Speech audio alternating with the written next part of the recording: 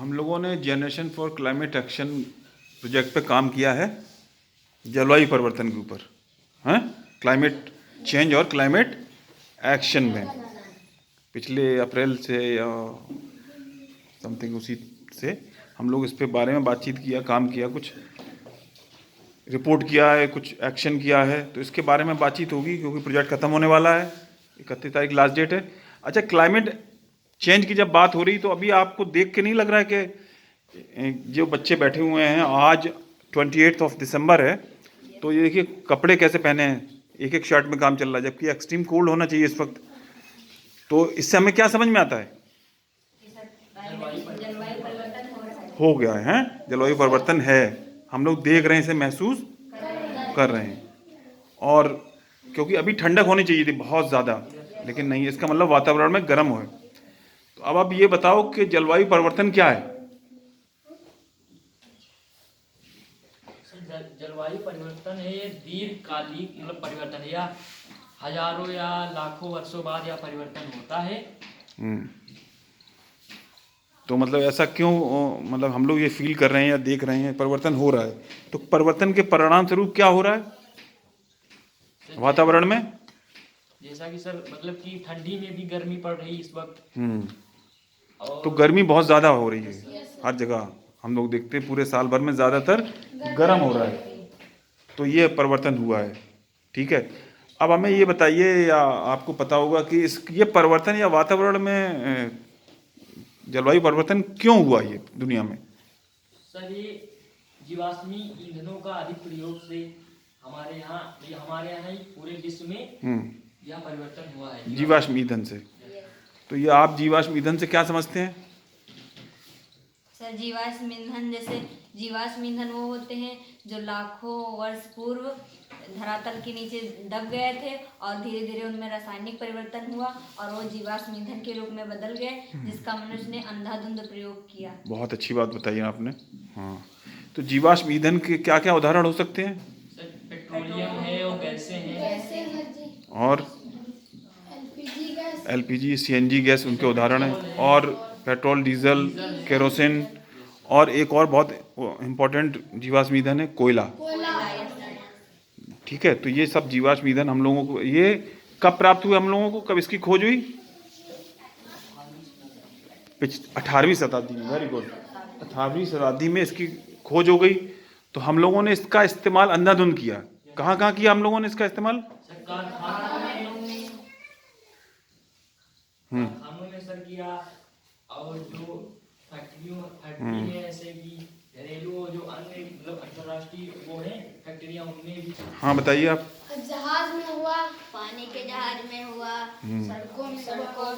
सड़कों में मतलब बसों में, ट्रक में, कारों में बहुत ज़्यादा चलने लगी, तो इससे धुआं हुआ, बहुत ज़्यादा धुआं पूरे दुनिया में, और कारखानों से धुआं हुआ। तो उनसे क्या हुआ, ये धुआं ऊपर गया पर्यावरण में, तो उसने पर्यावरण को गर्म किया पिछले 150 या 200 साल में, जब से ये क्रांति हुई है, औद्योगिक क्रांति।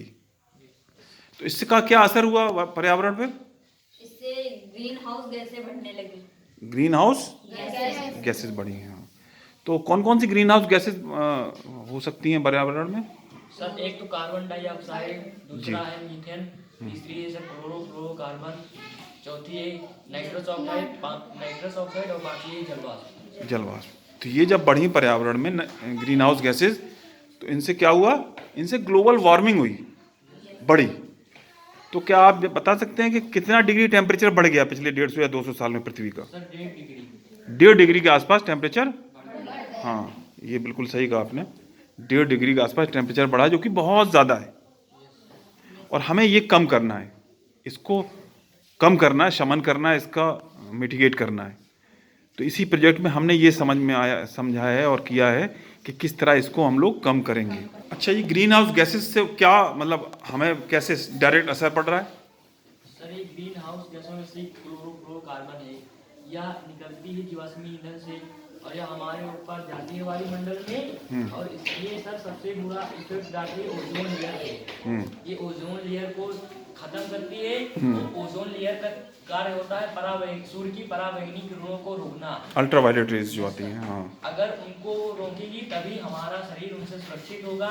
उसका पराबैंगनी किरणें जो हैं जीव जंतु एवं पेड़ पौधों में कैल्शियम के क्षरण को बचाती हैं। अगर उनका नष्ट हो जाएगा तो फिर सीधे हमारे शरीर पे पड़ेगी, जिससे बहुत सारा नुकसान होगा। शरीर को नुकसान होगा, इससे बीमारियां बहुत होंगी और पेड़ पौधों पे भी असर पड़ेगा, क्योंकि जो वातावरण गर्म है तो पेड़ पौधों को भी गर्म होगा, पानी की कमी होगी। तो जलवायु परिवर्तन के असर कहाँ कहाँ हम देख रहे हैं? क्लाइमेट चेंज के जो इम्पैक्ट है या इफेक्ट्स जो हैं हमारे ऊपर, जानवरों के ऊपर, जीव जंतुओं के ऊपर, ये हम लोग कहाँ कहाँ किस किस रूप में देख रहे हैं? सर जल स्तर का जो बढ़ाव, जल स्तर का बढ़ाव, हाँ वेरी गुड, ये सही कहा आपने।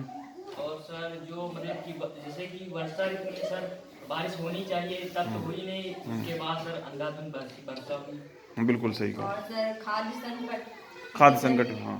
दुनिया में सबसे ज्यादा अधिकतर लोग मछली पे बिल्कुल निर्भर सही। रहते हैं। बताइए। साल में एक बार, हाँ, साल में क्या हो रहा है? साल में ज्यादातर गर्मी पड़ रही है। 9 से 10 महीने तक गर्मी पड़ रही है। Yes sir. साल में 12 महीने हैं, 9 से 10 महीने तक गर्मी पड़ रही है, जो कि इतनी नहीं पड़ना चाहिए थी, अब पड़ने लगी है। तो इसका बहुत बड़ा असर है जलवायु परिवर्तन का। तो ये हमने जाना, लेकिन अब ये बताइए कि इसके प्रभाव को, इसके इम्पैक्ट को, इसके जो गलत या बुरे असर पड़ रहे हैं पृथ्वी पे, पर्यावरण पे, मानव जात पे, जीव जंतुओं को, उसको कम या ख़त्म कैसे करेंगे हम? बताइए।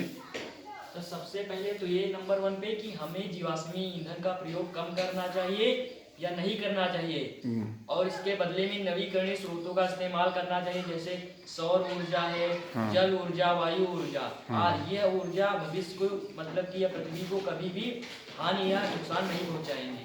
हाँ, तो हम लोगों को जो एनर्जी का वो साधन है, एनर्जीज चलने वाले हैं, उसकी जगह हम लोग नवीकरण ऊर्जा या रिन्यूएबल सोर्स ऑफ एनर्जी पे हम लोग काम करें। सोलर एनर्जी जैसे है तो उस पे, या वाटर एनर्जी है, या ईवी इलेक्ट्रिक व्हीकल जो हैं, कार, उन पे काम करें हम लोग, तो ज़्यादा पर्यावरण को हम लोग बचत कर सकते हैं। हाँ, एक सिद्धांत है कार पूलिंग का, हम लोग देखते हैं स्कूलों में या बच्चों में, या काफ़ी ज़्यादा जगह शहरों में आजकल काफ़ी भीड़ है, और उससे कैसे बचत हो सकती है? सर जैसे हम कारपूलिंग करेंगे तो सर उससे कार्बन एमिशन कम होगा। जैसे हम लोग एक ही जगह 4 लोग अलग अलग बाइक से जा रहे हैं, तो सर उससे अलग अलग ना जाके हम लोग एक साथ कारपूलिंग करके जाएं, तो उससे बचत होगी, और एनर्जी की बचत होगी, और पर्यावरण की बचत होगी, और कार्बन एमिशन भी कम होगा, और कार्बन फुटप्रिंट भी कम होगा। और क्या हम लोग काम कर सकते हैं, जैसे नीचे सामुदायिक स्तर पे या लोकल लेवल पे हम लोग क्या क्या काम करें जिससे कि जलवायु परिवर्तन की जो दर है उसको हम लोग कम करें नीचे स्तर से ही, क्योंकि नीचे स्तर से ही फिर देश का स्तर होगा, देश से ग्लोबल स्तर तक जाएंगे हम। बताइए आपके क्या सुझाव हैं? सर जैसे प्लास्टिक का कम प्रयोग करें और पेड़ ज़्यादा से ज़्यादा लगाएं, क्योंकि पेड़ जो होते हैं वो गर्मी को कम करते हैं। पेड़ जो हैं गर्मी को कम करते हैं, तो पेड़ को लगाएं और उसकी देखभाल भी करें जिससे बड़ा हो सके वो। और क्या हम लोग कर सकते हैं? और सर खाना चूल्हे पे ना बना के सर सोलर कुकर पे बनाएं, ताकि सर मतलब कि हमारे यहाँ पे पर्यावरण प्रदूषण कम हो, ऊर्जा की बचत हो। Yes sir. अच्छा, और पानी के लिए क्या कर सकते हैं हम लोग, जल संरक्षण के लिए? तो जल संरक्षण के लिए घरों में हम लोग क्या कर सकते हैं? सर जो वर्षा का जल है उसको सर एकत्र करना चाहिए, और जो सर ज़रूरत से ज़्यादा हमें पानी का इस्तेमाल नहीं करना चाहिए, हमें जितनी ज़रूरत हो उतना ही पानी इस्तेमाल करना चाहिए। तो छोटे छोटे उपायों से हम लोग पानी भी बचत कर सकते हैं। और पानी और ये सब चीज़ें जो क्या हैं, ये सब ऊर्जा है और नेचुरल रिसोर्स है। जितनी भी हम बचत करेंगे उतनी कार्बन फुटप्रिंट कम करेंगे हम अपना, और नीचे स्तर से ही काम होगा, ये तभी ऊपर जाएगा। और समाज को हम लोग अवेयर भी करें, समाज में आस पड़ोस में बताना है हमें कि क्या जलवायु परिवर्तन है, क्या क्यों हुआ, और क्या आगे होने वाला अगर रुका नहीं तो किस स्तर पर अगर जलवायु परिवर्तन पहुंच गया तो बहुत अत्यधिक हानि हो जाएगी। टेम्परेचर अगर किस स्तर तक बढ़ गया,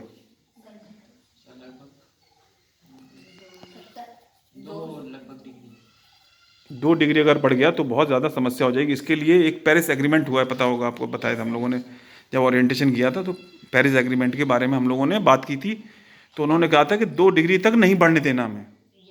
ठीक है, इसी पे हम पूरा काम हो रहा है हम लोगों का, और इसी पे पढ़ाई भी है, इसी पे generation for climate action project काम कर रहा है। तो हमें छोटे छोटे काम अपने नीचे लेवल से ही स्टार्ट करके ऊपर जाना है। तो जब आप अपने घरों को सही करेंगे, अपने आसपास पड़ोस में, अपने घरों में, रिश्तेदारों में, अपने समुदाय में काम कर लेंगे, तो फिर वो नेशनल लेवल तक जाएगा और वो ग्लोबल स्तर तक भी जाएगा। जो हमारे एफर्ट्स हैं, काम है, तो जलवायु परिवर्तन को हम लोगों को रोकना है। ठीक है, तो इसमें इसके बारे में हमने जाना, और इसके कॉजेज़ के बारे में, और इसको कम कैसे करें इसके बारे में हमने जाना। ये प्रोजेक्ट लगभग 8 से 10 महीने चला हमारे स्कूल में, तो हमको इसके बारे में पता लगा। Thank you.